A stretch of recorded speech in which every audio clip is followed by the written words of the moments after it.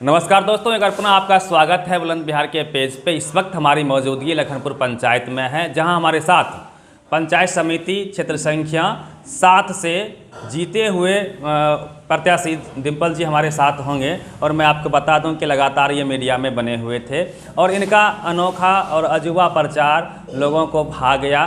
जिस प्रकार से उम्मीद थी कि युवा चेहरा यहाँ पे बदलाव लाएगा, इन्होंने अपने चाचा को ही यहाँ से पटकनी दी है और क्षेत्र में विकास के लिए कई संकल्प इन्होंने गिनाए हैं। जीतने के बाद यह जनता को क्या कुछ कहेंगे और जनता जो इनसे उम्मीद रखी थी, क्या उनके उम्मीदों पर ये खरा उतर पाएंगे, इन्हीं सब बातों को लेकर इनसे चर्चा होगी। सबसे पहले डिम्पल बाबू, आपका बुलंद बिहार बहुत बहुत स्वागत है। धन्यवाद। आप जैसा उम्मीद था, युवा चेहरा थे क्षेत्र में और काफ़ी सरगर्मी थी आपको लेकर। आपने जिस प्रकार से प्रचार किया, अनोखा और अजूबा प्रचार किया, काफ़ी लोकप्रिय चेहरा के तौर पे आप उभरे। तो जनता को आप क्या कहना चाहेंगे? देखिए, पंचायत समिति सदस्य क्षेत्र संख्या 7 के तमाम जनता को धन्यवाद देना चाहता हूं कि आपने जो मुझ पे प्यार और मुझ पे विश्वास दिखाया, उसके लिए सदा आभारी रहूँगा। और मैं विश्वास दिलाता हूं कि आपके प्यार और विश्वास पर खरा उतरकर इस क्षेत्र का पूरा विकास करने का प्रयास करूंगा। डिम्पल जी, जैसे ही आपको जीत का सर्टिफिकेट मिला, आप लगातार जनता से मिल रहे हैं। एक ज़बरदस्त धन्यवाद यात्रा भी आपने कल निकाला था। उससे पहले भी आप रैलियां निकाल चुके थे तैयारी में जब आप थे। तो जनता जो आप क्षेत्र में क्या क्या कमियां आपने देखा और क्या ऐसा काम है जिसको आप सबसे पहले करने का प्रयास करेंगे?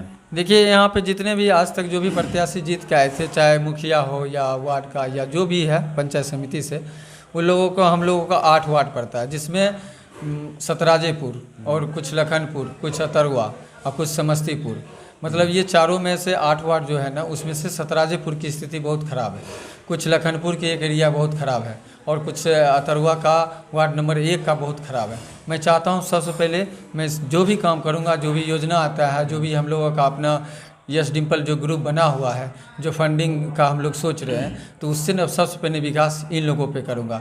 वहाँ के बच्चे का, वहाँ का पानी आ जाते हैं वहाँ पे, उसकी घेराई का जो भी है ना, सबसे पहले उधर ही करूँगा। कुछ अगर डूब में जाते हैं तो उन लोगों पर ध्यान रहेगा। सर, एक सवाल है, चूँकि आप क्रिकेटर भी रहे हैं, इसलिए आपकी लोकप्रियता काफ़ी अधिक रही है। अच्छा बैटिंग कर लेते हैं डिम्पल जी, मैं आपको बता दूं, और युवा में चहेता भी हैं।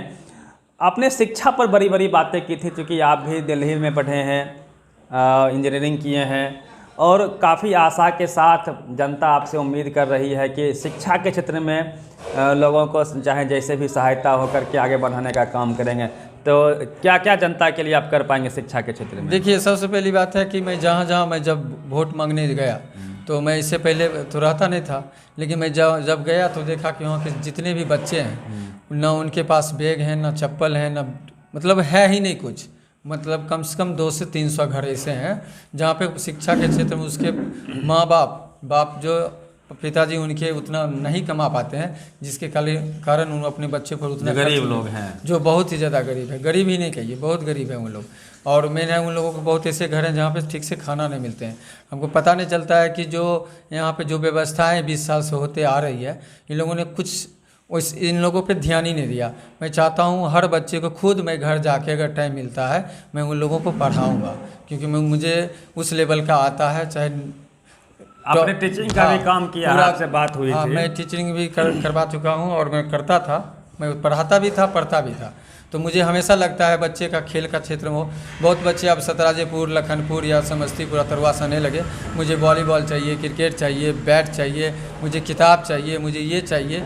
मैं इन लोगों के लिए जैसे ही मैं ज्वाइन करता हूँ, मैं देना शुरू कर दूंगा और पढ़ाना भी बच्चे को शुरू कर दूंगा। खासकर मैं महिलाओं से उतना अटैच नहीं था, लेकिन जब से मैं ये 15 दिन से लगा हूँ, अब वो लोग ने इतना प्यार देने लगा। मैं लगता है कि हर वर्ग के लोगों को हमको सब कुछ करना है।